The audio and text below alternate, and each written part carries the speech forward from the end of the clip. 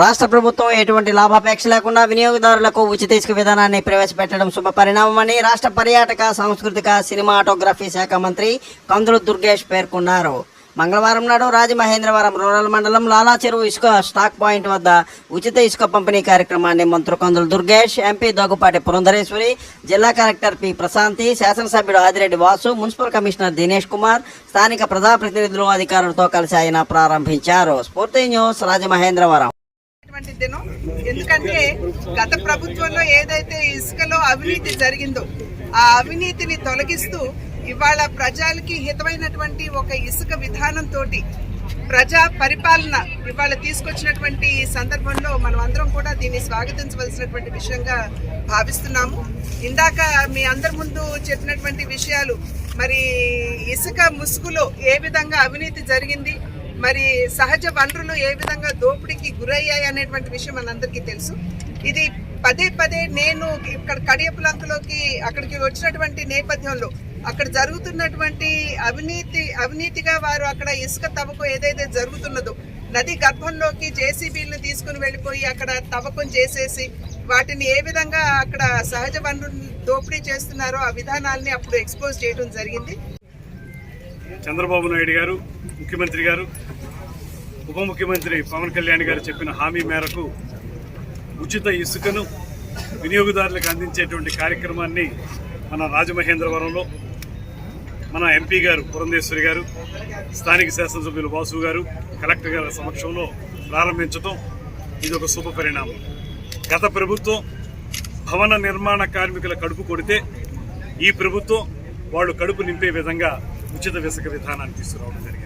ఆధ్యాత్మిక, eco, medical tourism అభివృద్ధి లక్ష్యంగా పర్యాటక ప్రాంతంగా రాజమహేంద్రవరం నగరాన్ని తీర్చిదిద్దడానికి దీర్ఘకాలిక ప్రణాళికతో అడుగులు వేస్తున్నామని రాష్ట్ర పర్యాటక సాంస్కృతిక సినిమాటోగ్రఫీ శాఖ మంత్రి కందుల దుర్గేష్, ఎంపీ పురంధేశ్వరి, కలెక్టర్ ప్రశాంతి, శాసనసభ్యుడు ఆదిరెడ్డి వాసు, గోరంట్ల బుచ్చయ్య చౌదరులు పేర్కొన్నారు. మంగళవారం నాడు రాజమహేంద్రవరంలో స్థానిక పుష్కర్ ఘాట్, కూటలింగాల రేవు, Saraswati Ghat, Havelock bridge, railway వంతెన, Gammon bridge, road cum rail వంతెన, గోదావరి నది పరివాహక ప్రాంతాల్లో ప్రజాప్రతినిధులు, అధికారుల బృందం 3 గంటల పాటు పరిశీలించడం జరిగింది. స్ఫూర్తి న్యూస్, రాజమహేంద్రవరం.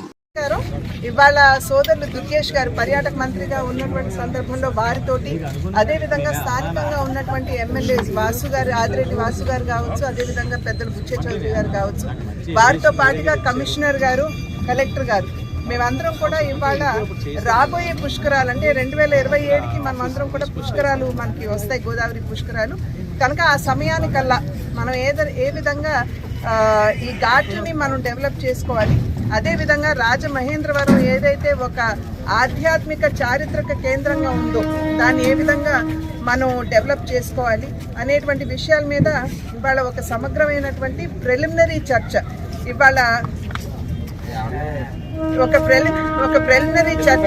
ఇవాళ జరిగింది. ఈ చర్చలో భాగంగా గోదావరి పరిరక్షణ ఎలా చేయాలి, అదేవిధంగా ఘాట్ల డెవలప్మెంట్ మరియు వచ్చినటువంటి భక్తులకి వసతి కల్పించడం, పార్కింగ్ ఏ విధంగా ఉండాలి, లేదా చిన్న చిన్న భక్తులు వస్తున్నటువంటి సందర్భంలో వారికి టెంపరీ అకామిడేషన్స్ ఎలా కల్పించాలి అంటే ఇవాళ రేపు 2027వ సంవత్సరానికల్లా వచ్చేటువంటి భక్తుల సంఖ్య అద్భుతంగా పెరిగేటువంటి అవకాశం ఉంటుంది అని చెప్పి మనం భావిస్తున్నటువంటి సందర్భంలో ఆ సంఖ్యని దృష్టిలో పెట్టుకుని మనం ఏ రకంగా మౌలిక వస్తువులు ఇక్కడ కల్పన చేయాలి, ఈ రకమైనటువంటి అనేక అంశాల మీద ఇవాళ ప్రిలిమినరీగా డిస్కషన్ జరిగింది.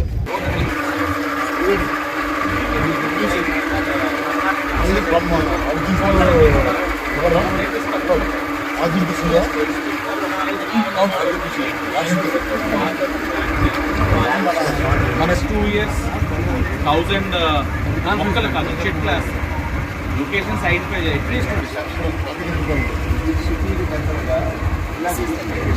This is the heart of the they have